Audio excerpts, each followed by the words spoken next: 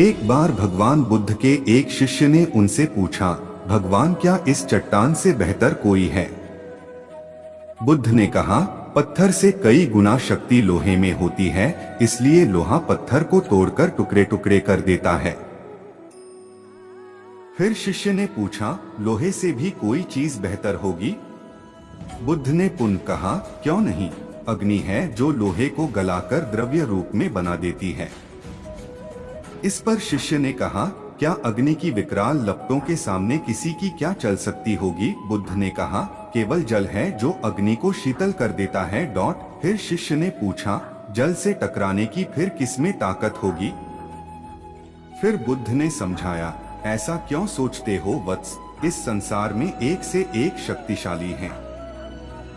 वायु का प्रवाह जल धारा की दिशा बदल देता है। संसार का प्रत्येक प्राणी वायु के महत्व को जानता है, क्योंकि इसके बिना जीवन का महत्व ही क्या है।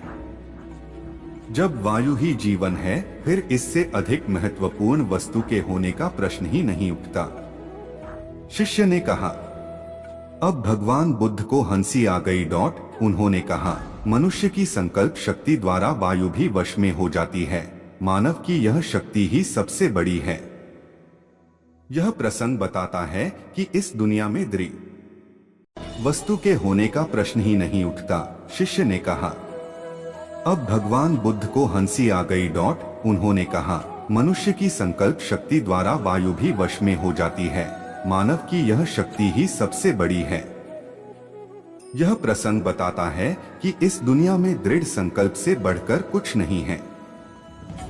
दोस्त, वीडियो अच्छा लगा होगा तो लाइक और शेयर करना।